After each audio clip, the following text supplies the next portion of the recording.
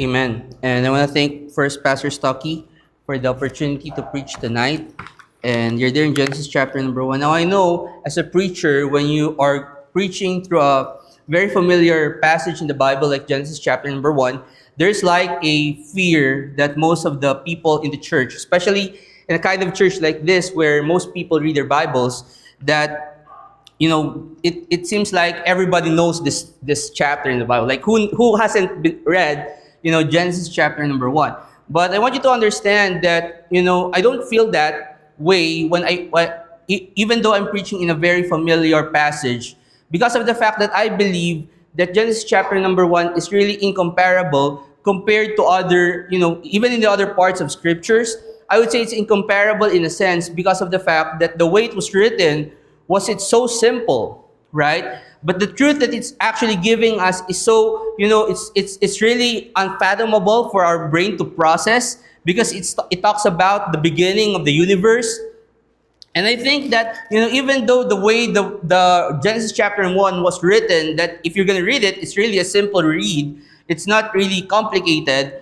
But I think that, you cannot really phantom, or your brain cannot really process the information that is being given here in chapter number 1. Now, if I'm going to preach about David and Goliath, I'm going to be very nervous because of the fact that that story is really popular to all the people. And I'm afraid that I might bore you if I'm going to preach through 1 Samuel chapter number 17. But I hope this story is, this chapter, Genesis chapter number 1. I hope that the information that I'm going to give you tonight would be very interesting for you. Because, if you're going to compare the creation story that is written in our Bibles, even if you compare this to other religions, this is something that is really, incomparable.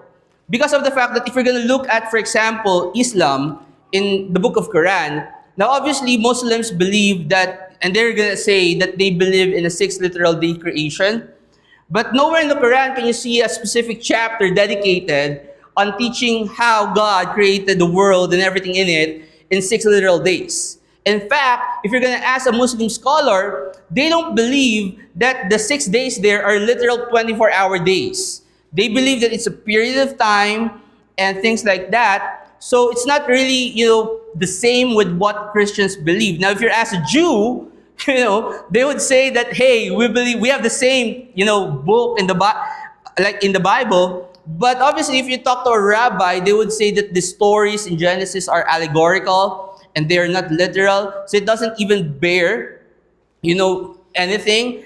And if you're going to look at, outside these so-called Abrahamic religions, like, the Christianity, Islam, and being Jew or Judaism, you think about Hinduism, where their story, their version of Genesis is from a god. I'm not sure if it's Brahman or something like that died, and that's where, the whole universe came from. It's really a sad story when you think about the beginning of the universe coming from death, right? Instead of life, right? But then, and obviously Buddhism doesn't believe in God at all, so it doesn't hold water if you're going to compare the account in Genesis, chapter number 1 to all this kind of religion. But even in this, in the intellectual realm, so to speak, even if you don't, and here's the thing, I might be a little bit geeky tonight, and I might incorporate some science into the sermon, because it's just fact, it's just the nature of the sermon about the creation. But if you look at the theory of evolution, or the Big Bang theory, where the scientists teach us that this is the way the universe was created, they thought that about 4 some billion years ago, there's something that exploded, and it's where all the matters in the world that you see now comes from. Okay? But if you're going to look at that story, or you're going to look at that account, it's not really similar in compared to Genesis chapter number 1, because it doesn't give you what happened after the explosion came. They teach, 4,000 billion years ago, something exploded. Then what happened after that? Oh, you wait for another, some billion years, then another, a life form came, and things like that. But the story is not sequential that you don't know what happened in between the earth after the Big Bang exploded and after the first life form came to about. That's not the case in the Bible at all, because Genesis chapter number 1 gives you the construct, literal how God created it in 6 literal days. But it doesn't just give you the way God created it in 6 literal days. It also gave you the things that happened after that. Right? If you're gonna look at the Bible, you think about Adam, and then he talks about who Adam's son were, and then who were the sons of Adam, what were their children, what their age, and you gotta have a fairly sequential history of what happened after the creation. So I believe that this is incomparable with any account of creation at all. Okay. Now, if you're going to ask, obviously, go if you would to Genesis chapter number 1. John chapter 1. You're in Genesis 1. Put a finger there in Genesis 1. That's going to be our text for today. And the title of my sermon is The Creation Story, obviously. But John chapter number 1, I want you to also understand, and I'm kind of laying a foundation here, because I want you to understand I want us to have a deeper understanding of the creation story, other than just what we know of, like 6 literal days of creation and things like that. Now, obviously, when you read Genesis chapter number 1, it kind of shows us that the way God created it is that He says, "Let there be something," and then that something came up to be. Now, obviously, that's the story in Genesis chapter number 1. But John chapter 1 gave us another information, that word is not just simply God speaking the word, but that's actually the second person in the Godhead. Look at John chapter 1 verse 1. In the beginning was the Word, and the Word was with God, and the Word was God, and the same was in the beginning with God. All things were made by Him, and without Him was not anything made that was made. Now, if you're going to look at that, and if you're going to study John chapter 1, which we will not do tonight because of time, the word there is not simply a word like, the word that we're speaking. The word there refers to Jesus Christ. And what the Bible is actually teaching is that when God said, "Let there be light," it was actually Jesus that is working on that line, so that, we have the light, and there came about the light. Let me read for you. Go back if you to Genesis chapter number 1. Genesis chapter number 1.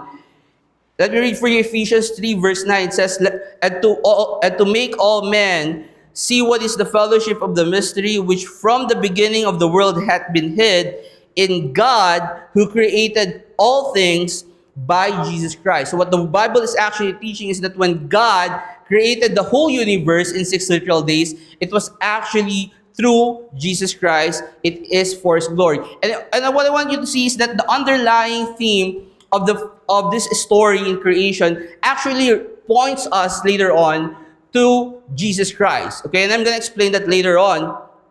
But you're there in Genesis chapter number 1. Let's begin the chapter. Let's go verse by verse to this thing. Genesis chapter number 1 verse 1. In the beginning, God created the heaven and the earth. And the earth was without form and void, and darkness was upon the face of the deep, and the Spirit of God moved upon the face of the waters. Now, in that chapter, section, Genesis 1:1, Genesis 1:2, it's really there's a lot of information that is being said there. That's why I believe that even in the first 2 verses of the Bible, you got a lot of heresies already, okay? Because, a lot of people teach that there's actually a gap between Genesis chapter number 1 and Genesis chapter 1:1 and Genesis 1:2. Okay, and they call it the gap theory. And let me tell you, the gap in the Bible from Genesis 1:1 to Genesis 1:2 is the space in between those lines. And that's it, okay? There's no billions of years, okay, in between that. But the reason why they teach this is because of the fact that it's really difficult to understand that this is God telling us that this is the beginning. Because, as people, we tend to, ask God, where did God came from? But that is a stupid question, because God means supreme. So that means that if God is supreme, that He is eternal, He doesn't have a beginning. What kind of a question means, you're going to ask, if let's say, for example, why are you wearing green? Well, I wear green. Why would I have to explain it, right? Where that's the same with asking where God came from. Well, in fact, by definition, if you said it's God, then it should mean that it's eternal, that it doesn't have any, He's outside of time, and He's telling us that this is the beginning. Now, what I want you to understand is that in Genesis chapter number 1, He's not just giving us a story, He's also giving us a guideline. Because, you don't have to turn there, but in Genesis chapter, in Deuteronomy 29:29, the Bible says, the secret things belong unto the Lord our God, but those things which are revealed belong unto us and to our children forever, that we may do all the words of this law. Because here's the thing, the way where God came from, I don't believe that even that God does have a beginning, but that's not even revealed. Okay, so don't think about the things that the Bible didn't even explain to us what happened. But what is explaining us here is that this is the beginning, and I want you to understand that when you say the word beginning, it refers to time. Okay? Because this is the beginning of time, right? That is what the Bible says in Genesis chapter number 1. And then in verse 2, it says, the earth was without form and void, and darkness was upon the face of the deep, and the Spirit of God moved upon the face of the water. Brother Chris, where did the water came from? I don't know. Okay? But what is sure is that when God said that this is the beginning, there is already water there. There's already, there's already a earth without form. Where did that first thing came from? Well, I don't know. The Bible didn't even said to us. And I think that is really important because it shows you the time in the beginning, right? There's already space and there's already matter in it. And the reason why it's important is because of the fact that a lot of people are being tricked into believing the scientific theory of relativity. Now, if you don't know what relativity is, and I'm telling you, I'm going to be a little bit geeky tonight, I'm sorry, but if you don't think about what relativity is, the first principle of relativity is that it states that time and space cannot be separated. Okay? And that's been what it is from the beginning of the earth. That's what they're saying. But in Genesis chapter number 1, you're going to see that time, in the beginning, there's already space there. There's already the earth without form and the water. Okay, so there's already space, but there's no yet time because God was just telling us that this is the beginning. So I'm showing you that this is not the same, or this is actually against what the world would teach about relativity. Verse 3, and God said, let there be light, and there was light. And God saw the light that it was good, and God divided the light from the darkness, and God called the light day, and the darkness He called night, and the evening and the morning were the first day. So the first thing that God did was that He created light and day, day and night rather. Okay. Now I want you to understand that this is not referring to the moon and the sun. Okay, because right now when we look at the nature, we think that the light comes from the sun. Okay, and that's what is being taught in science, and that makes sense because the sun is the center of our solar system, and that's where we got our sunlight. Okay, but the Bible is teaching that before the sun came, there's already light. Okay. And I believe that the light there refers again to God because God is light. Okay? And when God saw the light that it was good, He divided the light from the darkness. Brother Chris, how do you think God divided the light from the darkness? Well, I believe that in Genesis chapter 1 verse 4, this is the first time that the world, remember in Genesis chapter 1 verse 2, that the earth was already there, but it has no form and there's water in it. Okay, I believe that earth started to rotate. Okay, because that's how you can have light. That's how you got day and night, right? You know, the world, the way we have day and night today in this time is because the world is rotating. Is the earth is rotating around its axis. Okay, so that is the night. That is how we get how God divided the light from the day.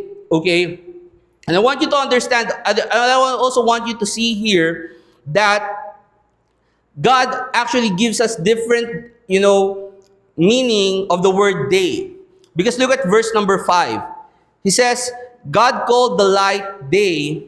That word day there means it's morning, right? Umaga. Like when the sun rises, you call that, oh, it's already the start of the day, right? So that's the day where the light was up there. But notice, it also gives us another meaning. On the next sentence, it says the evening and the morning were the first day.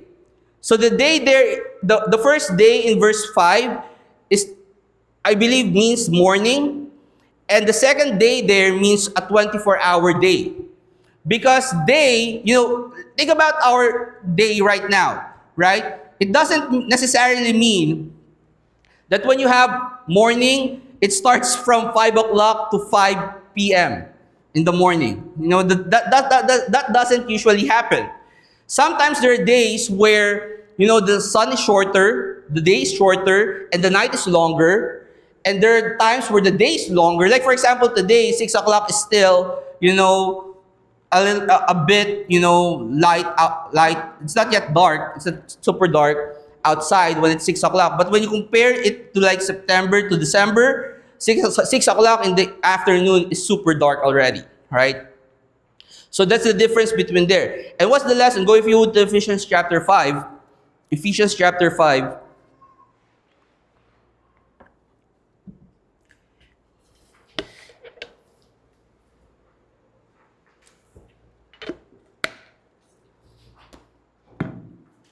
Because that part where God, made the earth start to rotate, the lesson that we should get there is that when God started and by the way, the evening and the morning, that is the basis of our 24-hour day. Okay, we believe in Genesis chapter in the story in Genesis chapter number 1 that when God created everything in 6 literal days, those days were 24-hour days. Okay, and I'm not gonna go through all the scientific relationship of why it should be 24-hour days and not super long days as other people would explain. But we see that that is the basis of what we would call as day. Because today, a lot of scientists would think that or would calculate that the world would rotate around, the earth would rotate around its axis for about, I think, the last time I saw was 27 point something hours. But that's a little bit close to the 24-hour day, okay? And it doesn't stop from then on, okay? Until now, 2025, the world is still rotating around its axis. And I think the lesson that we should learn here is that time doesn't go back. In fact, the Bible teaches us in Ephesians chapter 5, you're there, and look at verse number 15. See then that you walk circumspectly, not as fools, but as wise, redeeming the time because the days are evil. And what the Bible is saying that as Christians, we need to be wise with our time. We need to redeem our time because we cannot get it back. And if you look at the time when the world started to rotate, it doesn't go counterclockwise. Okay, it always goes with one direction, and it doesn't go back. That means that we should redeem time. Go back if you to Genesis chapter 6. Genesis chapter number 1. Let's look at verse number 6. Genesis chapter number 1, verse 6. So that's day 1 when he created, the day and the night. Day 2, look at verse 6. And God said, let there be a firmament in the midst of the waters, and let it divide the waters from the waters. And God made the firmament and divided the waters which were under the firmament and the waters which were above the firmament, and it was so. And God called the firmament heaven, and the evening and the morning were the second day. Now there's a lot again, since this is really this process is really I believe that the way, even if you look at this, the way the Bible explains this is really simple. But how can you comprehend, waters being above the waters, right? Because it says there in verse 6, let there be a firmament, which is basically a space in the midst of the waters, and let it divide the waters from the water. So remember, the world was full of water, and the Bible is telling us that God said, let there be a division between the waters. Okay? So there's a water in heaven, and there's a water in, the earth. Okay? That is, what I mean is, there's a water suspended above the sphere that was initially in Genesis chapter number 1, verse 2. Okay? And a lot of people would think that, those are clouds in the sky. Okay? Now, there's a theory out there that states that this water that was suspended in heaven was actually a canopy. They call it the canopy theory, where where the waters were actually suspended in that sphere. And what they say is that, that water was used actually by God to flood the earth at Noah's time. Okay, now, but if you're gonna look at it, okay, this is my side, and you can have an opinion about it. I'm not really dogmatic about it. If you think it's a sky, okay, if you think it's a canopy, or if you think whatever, okay, it's fine. This is not a salvation issue or something like that. But I'm just showing you that when God said, let there be light, let there be a firmament, it was supposed to divide the water from the waters, and it was called heaven. Okay? Now that space was called heaven, but then later on, okay, we would also think about, if you're going to look at Genesis chapter number 2, that heaven was actually divided into three. That's the atmosphere, and then the space, and then God's abode. So if you're gonna think about that heaven, that space in Genesis chapter number 6, I think the water was beyond, we cannot really find that water, because that's actually outside, God's abode. If that would be the case, that would be the logical thing. But again, I'm not dogmatic about it. But go, if you would, to 2 Peter chapter 3. 2 Peter chapter number 3. And this is what they show people that believe, the people that believe the canopy theory. This is what they say was a proof that there was really a suspended water above the atmosphere. Okay, because look at Genesis 2 Peter chapter 3, verse number 3. It says, knowing this first, that there shall come in the last days scoffers, walking after their own lust, and saying, where is the promise of his coming? For since the Father fell asleep, all things continue as they were from the beginning of the creation.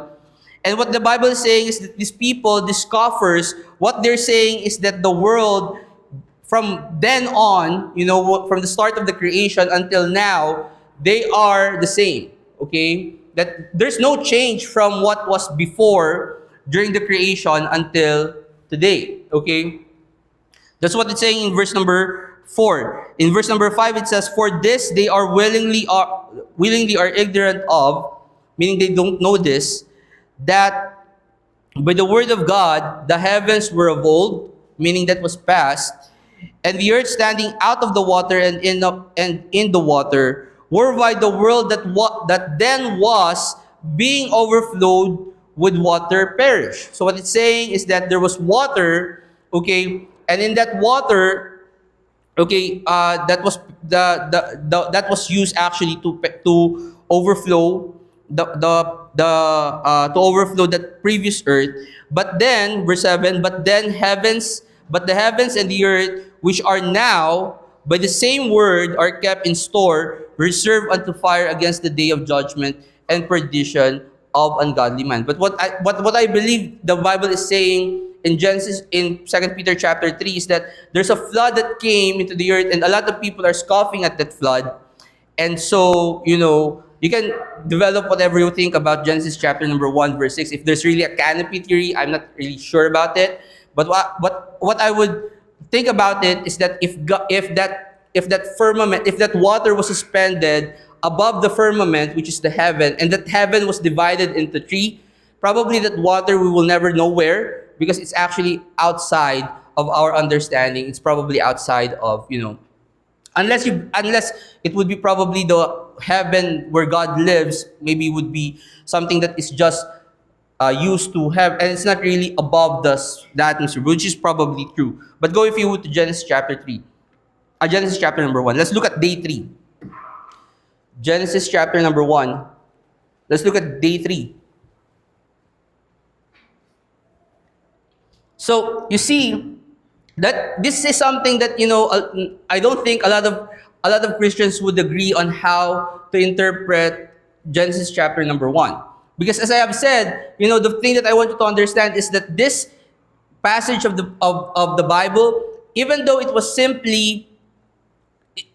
written in a simple manner, the information that is given to us is something that I believe that our minds cannot just process instantly. And so that's why I think that even in the first 10 chapters of Genesis, there are a lot of theories, there are a lot of things that you can think of that were probably true, but we will never be sure because it's not explicitly said in the Bible. Now let's look at day 3, the seas and the earth. Verse 9, and God said, let the waters under the heaven, so that's the firmament that was made in day 2, be gathered together into one place, and let the dry land appear, and it was so. And God called the dry land earth, that means ground. That means, it doesn't mean planet Earth, okay? Because a lot of people would say that this is planet Earth, so they were thinking like the Earth was flat and it's not rotating. Again, in Genesis 1, the day 1, I believe that's where the Earth, the planet Earth, started to rotate around its axis, okay? Because that's where you get the day and the night, okay? So here, if you're gonna reach verse 10, it doesn't mean the world is not rotating, okay? And because the earth there means ground, okay? And the gathering together of the waters called he seas, and God saw that it was good. And God said, let the earth bring forth grass, and herb yielding seed, and the fruit tree yielding fruit after his kind, whose seed is in itself upon the earth, and it was so. And the earth bring forth grass, and herb yielding seed after his kind, and the tree yielding fruit whose seed was in itself after his kind. And God saw that it was good, and the evening and the morning were the third day. And what's interesting about this is that after he separated the earth and the sea, and by the way, when you look at Genesis chapter number 1 verse 9, notice it says there that the dry land appeared, okay? And I want you to understand that because a lot of people would say that the earth was created.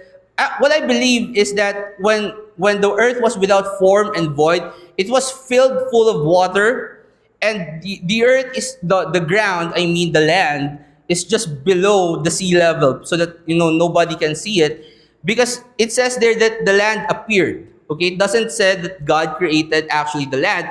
I believe that together with the water is the land already existing. That's why I believe that even though it's without form, you can necessarily tell it's already in the shape of something, because there's already a land mass there and it's just filled full of water. So in day 3, he separated the water from the earth, from the ground and the sea. And you see there the first idea of God, the first mention of the idea that everything bring forth after its own kind.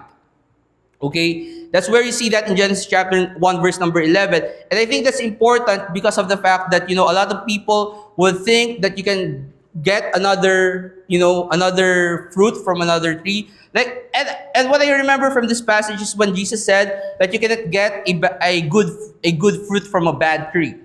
Okay, because in day 3, God is specifically saying, hey, everything will bring forth after his own kind. Okay, so you cannot get a bad fruit from a good tree, neither can you get a good fruit from a bad tree. But let's continue. Genesis chapter verse 14. And God said, let there be lights in the firmament of heaven to divide the day from the night, and let them be for signs and for seasons and for days and years, Now this is where God created the heaven, the sun and the moon. Okay. Now I want you to understand that when you look at verse 14, it says there that the lights in the heaven are going to be used for signs, for seasons, and for days. Now, the word days there, I believe, is just an emphasis of the word season, because seasons are just group of days. Okay, it's not necessarily meaning 24-hour period. What it's saying is that it's season, meaning it's a group of days, and because it says seasons for days and for years. Okay. And you don't have to turn there because we are running out of time. But we're going to see this being used by the Pharisees in Matthew 16, where the Sadducees, let me just read for you Matthew 16. The Pharisees, also the Sadducees, came and tempting desired him that he would shew them a sign from heaven. He answered and said unto them, when it is evening, ye say, it will be fair weather, for the sky is red, and in the morning it will be foul weather today, for the sky is red and lowering. O ye hypocrites, you can discern the face of the sky, but you cannot discern the signs of the times. And what Jesus is saying is that these people, these Sadducees and Pharisees, are hypocrites because they were able to tell what would be the weather because of the sign that is in the heaven, but they don't know the sign that they're living on in that century. And what I want to show you is not the spiritual aspect, but I want you just to see there that in Matthew 16, Jesus is actually telling them that in the time of Jesus, people are actually using, the signs in heaven to measure the weather. Okay? Look at verse 15, Genesis 1:15. And let them be for lights in the firmament of the heaven, to give light upon the earth. And it was so. And God made two great lights, the greater light to rule the day, that is the sun, and the lesser light to rule the night. He made the stars also. So God said that there are two great lights, the greater light to rule the day, and the lesser light to rule the night. Now, what's interesting about this is that when He created the sun, we know that the sun is a source of light in and of itself. But when you look at the moon, right, the moon doesn't necessarily have its own light source, right? Because the moon is actually reflecting the light that comes from the sun, okay? And I want you to understand that, if the way God created the moon is that it should reflect, because that's the only way you can get a lesser light. Okay, there's only one light, okay, and that's Jesus, and that's God. And so when God created the sun, He can't create another source of light. So what He did was He created, the moon to just reflect the source, the light that is coming from the sun. And I'm going to give you a little bit of an application here later, but I'm just going to go through until day number 6 because the application would be in some part, and I don't want you to turn back and forth much. So we're just going to stick first here. And verse 17, and God set them in the firmament of heaven to give light upon the earth, and to rule over the day and over the night, and to divide the light from the darkness. And God saw that it was good, and the evening and the morning were the fourth day. Now, what's interesting also about this is that when you think about, this passage, okay, because He created already the sun, and then He created already the moon, and the Bible says that He created also the stars, okay.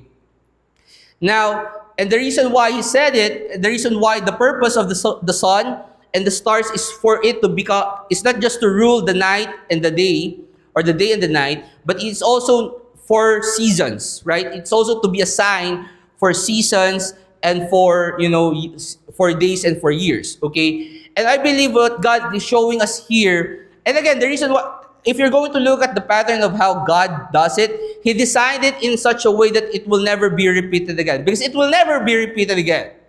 Okay? So, if you're going to look at that, how are you going to get seasons when there's only sun and moon and stars in it? One way, okay? You have to let the earth rotate from the sun. Okay? Because we have friends from the US here. Isn't that you have 4 seasons because that was based on the position of the earth on the sun and the distance of the amount of sunlight it receives from the sun. Okay? And that's how they got, winter, They got summer, autumn. Please bear with me. I'm not an American. I don't know these four weathers. Okay, but you have the winter, the summer, the spring, and the autumn, right? Okay, so those four is based on the amount of sunlight they got. Now here's the thing: the sun doesn't change the source. The sun doesn't change the light. The source is the same. So how can you make it like? How can you vary the amount of light being received by the earth? It doesn't make any sense that the sun will rotate around the world, because the sun is like, it's a source, right? So it doesn't make any sense if you're gonna make the sun for the to be used for the purpose of telling the weather, the season. It doesn't make any sense that you will make the sun to revolve around the earth. So what you do is you make the earth revolve around the sun, right? That's the only way you can do. Now, obviously, in the Philippines, we don't understand that, because in the Philippines, you don't actually, from what I read, we don't base our seasons, the dry and the wet season, but it's actually just, lesser rain and more rains, right? Because in the Philippines, you got this, dry season, but it's raining, okay? And then they say that it's wet season, but it's hot, okay? And the reason why it doesn't make any sense to us is because of the fact that this season, the dry and the wet season, is not based on the amount of sun that we are receiving, because we're about like dead center in the earth if you're gonna look at the globe. Okay, so however the world will spin, if you're in the dead center of the earth, I'm sorry I didn't bring up props here, so that just use your imaginations, okay? But you have this earth, and the Philippines is is a little bit near the center. So however the position of the earth is around the sun, it will still receive the same amount of sunlight, because it's in the center, okay? And so the way we measure our seasons here, the wet and the dry, is not actually based on the sunlight. It's actually based on how many, rains do we receive. And so if it's lesser, they call it dry, because it's less wet. Okay, that's the definition of dry, less wet. And if it's wet season, there's more, you're getting wet more, so that's why it's called the wet season, okay? So let's continue with this passage. In verse number 20, it says, "And God said, let the waters bring forth abundantly the moving creature that hath life, and the fowl that may fly above the earth in the open firmament of heaven. And God created whales, and every living creature that moveth, which the waters brought forth abundantly after their kind, and every winged fowl after his kind. And God saw that it was good. And God blessed them, saying, Be fruitful and multiply, and fill the earth, and fill the waters in the seas, and let the fowl multiply in the earth. And the evening and the morning were the fifth day." Let's go direct to day 6, okay? Because again, in day 5, he created life from water, okay? That's basically what it is. But in day 6, he created life from earth. Look at verse 24. "And God said, let the earth bring forth the living creature after his kind, cattle and creeping thing, and the beast of the earth after his kind. And it was so. And God made the beast of the earth after his kind, and the cattle after their kind, and everything that creepeth upon the earth after his kind. And God saw that it was good." So he created the fish and the birds from water, but he created, the cattle and the horse, the cow, and the sticks. And by the way, okay, this is not every species that we have today in 2025, okay? Just to make it clear, because it's after its kind. And what it means is that, and I don't know, maybe some of you would probably, what do you call that? Our pet breeders here, I believe we have some pet breeders here.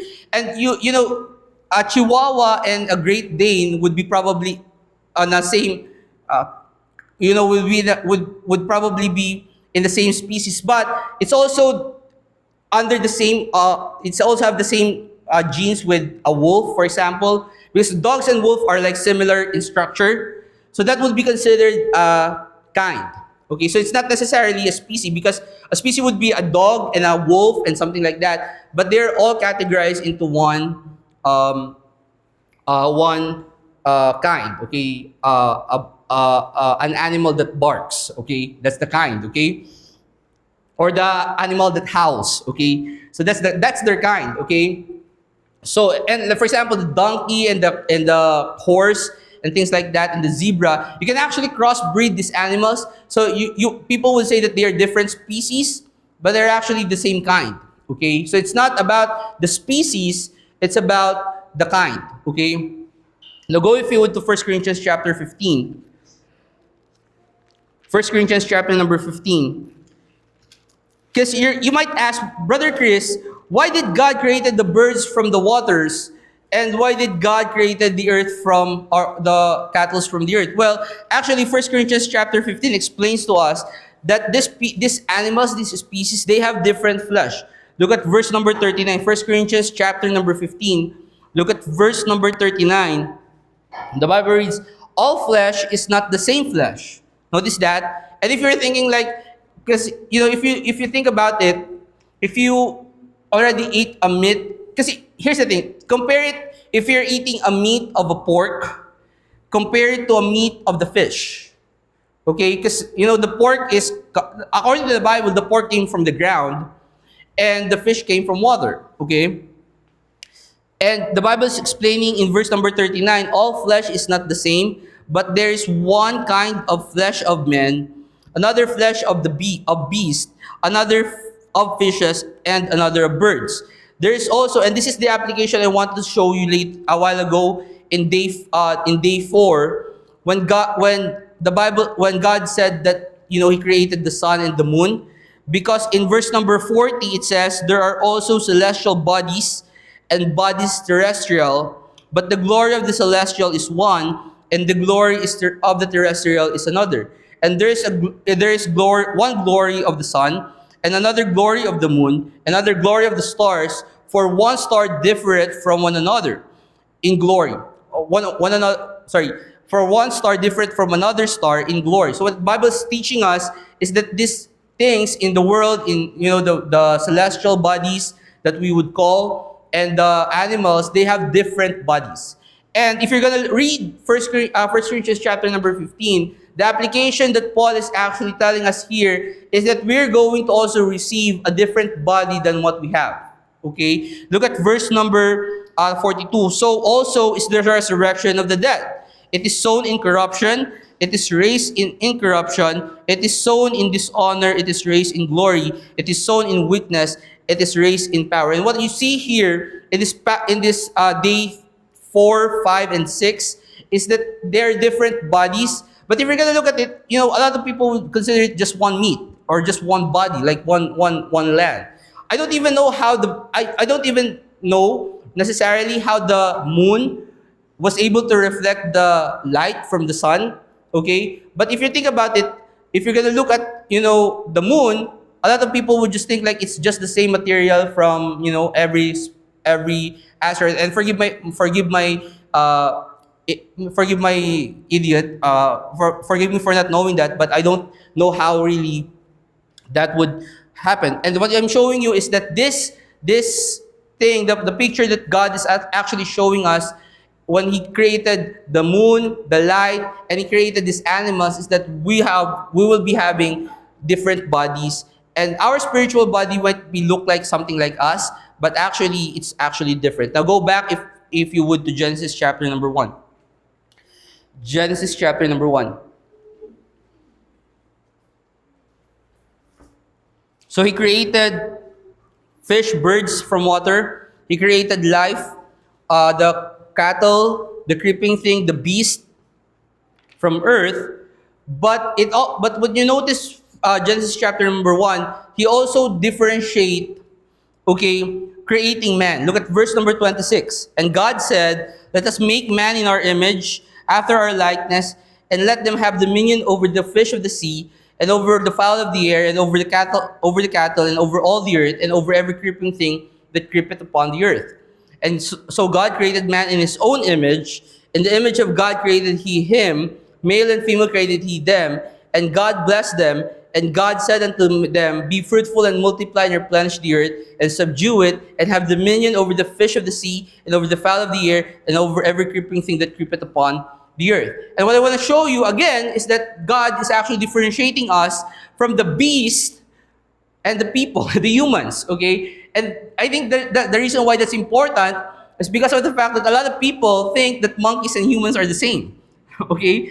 Newsflash, they're different. Okay? And I think that if you think that you have some similarities with a monkey, I think there's something wrong with you. Okay? Because I don't see a resemblance whatsoever of what a monkey is from me. Okay? Now, you might say, well, you're both hairy or something like that. But the hair of the monkey is still different from the hair of a human being. Okay? And the face, and oh, you look like a monkey. Oh, but come on, okay? I don't care. It's really different, okay? You can't explain to me that a monkey looks like a human because they are different, okay? But that's one application. But another application that I want you to see is that God said that when He created us, okay, He created us in His image, okay. And the reason why is why that is important is because a lot of people doesn't think that to be so, okay. And the reason, and what I'm saying is that a lot of people think that God is form it doesn't have any form. Okay, if you're going soul winning here in the Philippines, that's one of the arguments that Iglesia ni Cristo would say, that oh, God cannot have a body. Okay, and my argument is that we look like this because we are created in God's image. So it's not that God looks like us. We look like we are made from the image of God. I don't say that we look like God because that doesn't, and when I say we look like God, that doesn't mean that we can be God. It's just that the way we are framed, like the way we have hands and eyes and nose and mouth and ears and things like that, okay, is because of the fact that when we see God, and obviously we cannot see God the Father, okay, He would be just like us. And newsflash, when God the Son walked on the earth, He looked like a man. He doesn't look like a monkey or a zebra or something like that. We are created in God's image so when God the Son walked on earth, He looked like a man. Okay? And a lot of people, well, that's blasphemy. In fact, if you talk to a Muslim, they would say that that's blasphemy to tell that God actually has body. Now here's the thing. Again, God has just finished us explaining from day 4, day 5, and day 6 that these things have different bodies. So it doesn't mean that you have a spiritual body. It's the same with your flesh. Okay? Or it's the same with your, when a moon looks like an asteroid, it doesn't mean that they have the same body. Okay? But just to prove to you, God has feet. Let me read for you Genesis 3 verse 8. Go if you would to 2 Chronicles chapter 16 for the sake of time. But God has feet. It says in Genesis 3:8, and they heard the voice of the Lord God walking in the garden in the cool of the day. How can God walk if He doesn't have feet? Okay? Obviously He has feet. That's why He was able to walk. God has mouth. I think this is a popular passage. Matthew 4:4. But He answered and said, it is written, man shall not live by bread alone, but by every word that proceedeth out of the mouth. Yeah, God has mouth. Mouth of God, right? Because God has mouth. He has hands and ears. Isaiah 59 verse 1. Behold, the Lord's hand is not shortened, and that He cannot save, neither is He ear heavy, that it cannot hear. And you're there in 2 Chronicles 16, look at verse 9. For the eyes of the Lord run to and fro throughout the whole earth, and to show Himself strong in behalf of them whose heart is perfect toward Him.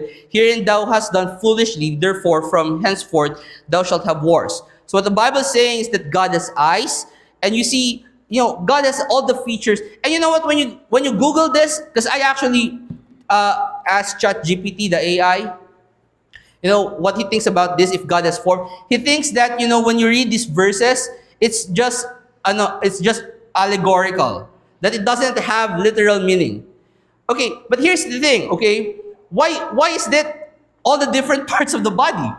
I mean, if it's just an allegory, then what? I think God would just use one part of the body or something like that. But in the Bible, if you read the whole Bible, He has ears, He has mouth, He has eyes, He has and these things.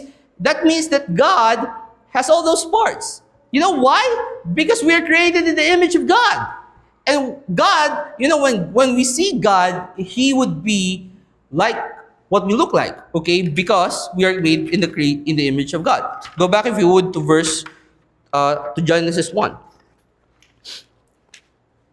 And so He gave rule over, and he gave rule to all, to the man, to govern his creation. It says, and God said, behold, I have given you, Genesis 1:29, and God said, behold, I have given you every herb bearing seed which is upon the face of all the earth, and every tree which is in the which is the fruit of the tree yielding seed to you, it shall be for meat. And to every beast of the earth, and to every fowl of the air, and to every creeping thing, and everything that creepeth upon the earth, wherein there is life, I have given every herb for meat, and it was so. And God saw everything that he had made, and behold, it was very good. And the evening and the morning were the sixth day. So we see that that we as human beings, we are the supremacy of God's creation. Okay? Now, Brother Chris, why did God in the first, now obviously you can get a lot of explanation to why God put Genesis chapter number 1 in the beginning of the Bible, because right off the bat he's explaining to you, hey, this is how I created everything. It's not by Big Bang, okay? It's not by theory of evolution or things like that, okay? This is how I made the heaven and the earth, okay? But go if you to Exodus chapter 20, because I think that this is one also of the things that we can apply in our lives. That when we see stories like this in the Bible, it's not just that it's a good story, it's a cool story, that it has a lot of information. That we have to understand that when certain things in the Bible are spoken of, especially if it really matters, it's not just giving you a mere information of where things came from, okay? Because I believe that that the 6 days are important because God shows you that He did work. Okay? And let me just say this, okay? God said that when He created all things in 6 days, it was very good. Okay? And, I don't think that we can ever look at that and say that when we create anything in 6 days, that it's better than what God did. Okay? Obviously, God did very good. And if we were going to compare it to ourselves, well, we cannot create something like that in 6 literal days. And the point that I want to make is that a lot of people, they tend to say that, well, we cannot rest on one specific day because, we still have work to do. But God did rest after creating everything in 6 literal days, doesn't it? And a lot of people would interpret that hey, you should go to work, you should go to church in one day out of the 7 days because God rested, and you should also rest, and things like that. And that's good. I think that's a good advice. That sometimes you should not drown yourself into work. How workaholic you could be, you should not just drown yourself into work. Give God time. Okay, that you give Him time to worship and things like that. Because number one, you cannot create anything better than what God did. And when God did was very good, He rested. I think that should be also our pattern, that when we work 6 days and then we rest, right? And that's the Sabbath, right? In the Old Testament, that's the Sabbath. In fact, you're there in Exodus chapter 20. This is where we will end. This is one of the commandments. It says, remember the Sabbath days to keep it holy. And notice the pattern why God commanded the Sabbath day to keep it holy. It says, 6 days shalt thou labor, just like what God did, and do all thy work. But in the 7th day is the Sabbath of the Lord thy God. In it thou shalt not do any work, thou nor thy son, nor thy daughter, thy manservant, nor thy maidservant, for thy cattle, for thy stranger that is, nor thy stranger that is within thy gates. For in 6 days, see how God patterns the Sabbath to the creation. For in 6 days the Lord made heaven and the earth and the sea and all that in them is, and rested the 7th day. Wherefore God blessed the Sabbath day and hallowed it. Okay? So what God is saying is that, to the Jews, to the Israelites, is that I worked 6 days and I rested in the 7th. This is a pattern for you. And I think that's the explanation why we got 7 days in a week. Okay, don't you think? Because if you're gonna think about it, we have the day based on the rotation of the earth. We have the we have the year based on the revolution of the earth around its axis, or around its what do you call that? around the sun. Okay, but then, okay, you have the week. What is week? Well, week is 7. We have 7 days in one week. Okay, and why is that? Because God said that you have to rest on the seventh day. Okay. Now we're not we're not Seventh Day Adventist. Okay, so don't. I'm not saying that you rest on Saturday. Okay, and you go to church on Saturday. Okay, if you're in Verity Baptist in Pampanga, then you go to church on Saturday. Okay, but if you're here in Verity Baptist Church Manila, you go to church on Sunday. Okay, because we don't practice Sabbath. Okay, newsflash, we don't practice the Sabbath day. A lot of people think that that the Sabbath day was just transformed from Saturday to Sunday. Well, I don't think so. I think Sabbath is not really practiced all along in the New Testament. You say, why, Brother Chris? Because the Sabbath is not a day. The Sabbath points, go if you to Hebrews chapter 4. Hebrews chapter 4, I know I said it last, that Exodus 1 is the last place, but just so to make the point in Hebrews 4,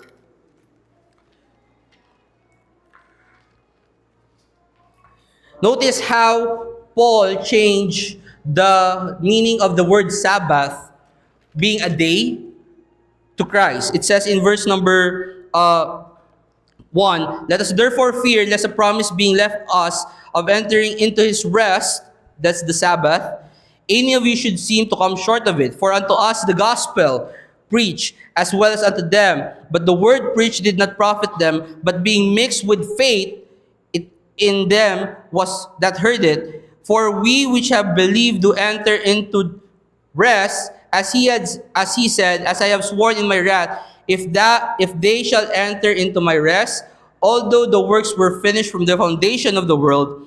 For he spake in the certain place of the seventh day on this wise, and God did rest in the seventh day from all his work. And in this place again, if they shall enter into my rest.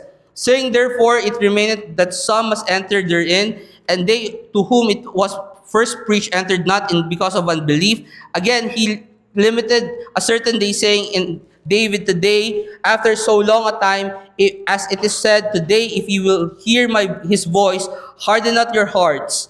For if Jesus had given them rest, then would he not afterward have spoken of another day? And what you see there is Paul transferring that Sabbath day from a day of rest into salvation. And what I want to show you in perspective of this creation story, that the creation story is actually there to show us that we are not going to be saved by our works. God did rest in seventh day, and the reason why he rested on the seventh day is because he's showing us that one day, God will work for our salvation, and if we enter into that rest of Jesus, if we believe on the Lord Jesus Christ for salvation, that we will be saved and we will cease from our own works. Why? Because salvation is not by works of that we have done, but according to his mercy, he saved us. Let's pray. Dear Heavenly Father, Lord, we thank you for tonight, Lord, that you have given us this privilege. Help us, Lord, to continually read the Bible, Lord. Help us, Lord, to understand your word. Help us, Lord, to use this word, Lord, for your benefit and for your glory. Help us, Lord, to have a safe trip as we go on our separate ways tonight. And help us, Lord, to also have a good rest as we rest tonight. And help us, Lord, to give us another strength as we do a lot of things tomorrow for our work and for the things that we're going to do. In Christ's name we pray. Amen.